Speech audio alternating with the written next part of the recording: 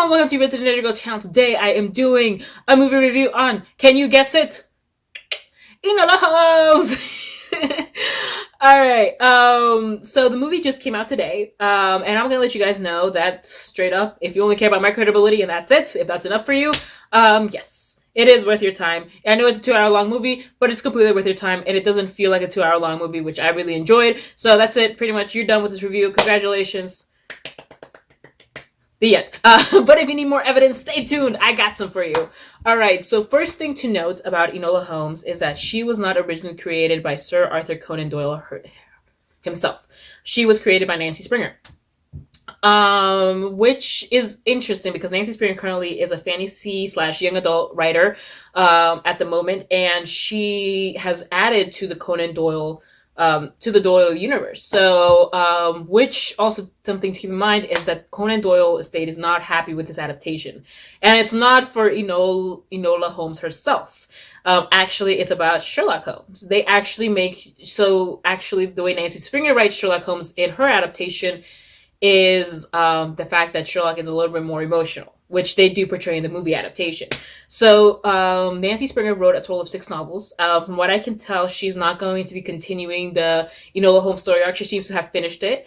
But again, she is the author, she is a creator, so who knows? She might surprise us with a novel, which I will definitely be reading. I will definitely be reading these books because I'm very curious to see how her mind works because according to some of the stuff that I read online, she does go more in detail about the detective work that Enola Holmes does than they do in the movie itself. So I'm very interested to see how her mind works and compare that to Sir Arthur Conan Doyle. I'm very fascinated with this adaptation. It was an adaptation that I didn't necessarily know we needed, but it's definitely one that I really wanted to see, and I'm really happy to be seeing this. Going back to the emotional Sherlock Holmes, I don't know how many of you actually watched, I guess I want to say Robert Downey Jr.'s Sherlock Holmes or Benedict Cumberbatch's Sherlock Holmes.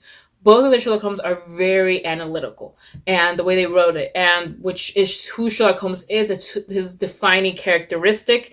They are not emotional characters, but is that to say that they lack empathy, they lack caring?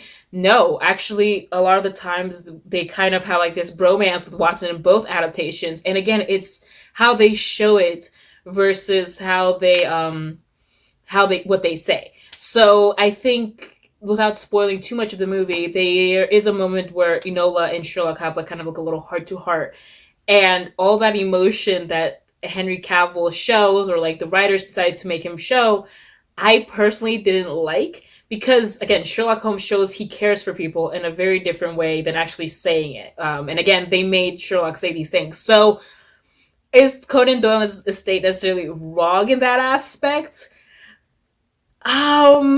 I think it's wrong that they're trying to like stop this from going on, because I do think Enola Holmes, her character, is something that we definitely needed in the Sherlock Holmes universe, especially if what Nancy Springer claims. So I actually looked up her interview, and I'll link down the interview below, where she states that Sir Arthur Conan Doyle himself was a misogynist, in the way that he makes Sherlock interact with women, and how he kind of treats them as just like ditzy girls and just like completely unnecessary creatures, is pretty strong evidence, which is what compelled her to write Enola's character, to kind of demonstrate that, yeah, even Sherlock Holmes himself had like this awesome, amazing sister.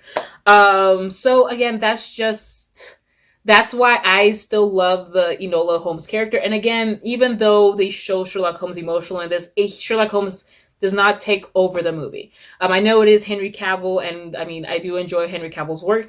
But again, when you're watching Enola Holmes, you're not watching it for Henry Cavill. You're watching it for Millie Bobby Brown, and she really does steal the camera. Every scene that she's in every scene, but no matter who she's with in that scene, you can't help but look at her. You can't help but being admired by the range of this actress. I mean, when I finished watching this movie, I honestly was like, I can't think of any other actress at this moment who could potentially play Enola Holmes and do it so successfully. Maybe there is one actress, but I mean, I don't know. But she's already done Little Women, all right? We don't. She can't have Enola Holmes too. Millie Bobby Brown really did kill it. I'm very excited to continue seeing Millie Bobby Brown in other things. One thing that I really did enjoy about the way she did it was, especially when she broke the fourth wall, she did it so naturally that it wasn't like this, oh my goodness, like slap in the face. The only time it kind of came as a slap in the face was the first time she did it. I was like, oh, we're doing this. Okay. But then after that, it was like seamlessly and naturally. All right. So let's get into the movie. I'm going to tell you guys a little bit about the movie without necessarily spoiling too much. I don't think I'll spoil. If I will, I'll put spoiler alert real big. But anyways, in this movie, Enola Holmes is 16 years old and she lives with her mother, and her mother seems to be very liberal, type of feminist type of woman. And she teaches Enola how to fight, how to like be smart, and just how to just have that inquisitive mind that, Sherlock himself, which I love the fact that his sister is so much like Sherlock, because I think it represents who their mother is. Which represents their upbringing, which I think is brilliant. So, which also interesting to see how their brother like completely went the opposite direction. You're gonna definitely see that in there.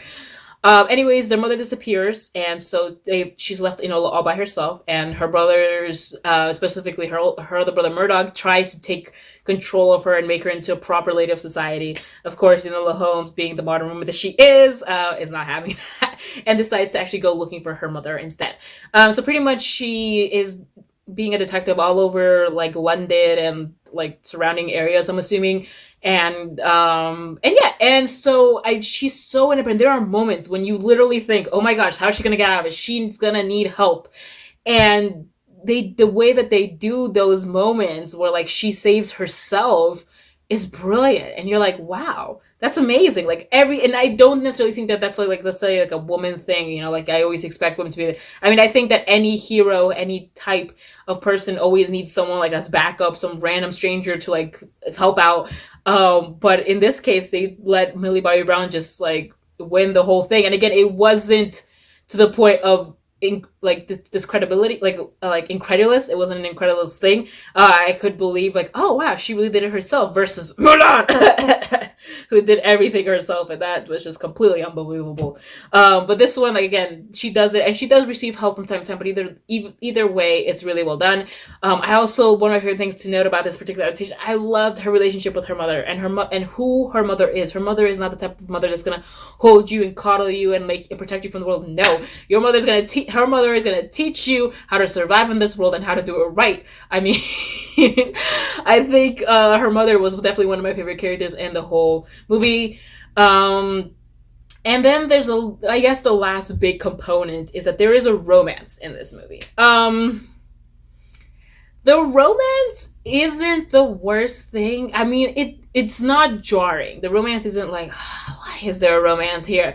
But it's also not necessarily needed. I mean, I get it as a young adult book, movie adaptation, so of course it's going to be a romance whether you want it or not. It didn't upset me that there was, but either way. But I like the fact that it didn't take over the movie. I will say that. So, because I still don't know if I'm happy with a romance, but I just like the fact that it didn't overtake the movie. It didn't become the movie's story, and didn't necessarily become Enola's story. And she even says herself, she's like, do I want to really let a man take control? And I think it's just kind of like the theme of everything, because they are going through like women, they're trying to get women to vote, they're trying to change the country. It is like a very moment of transition.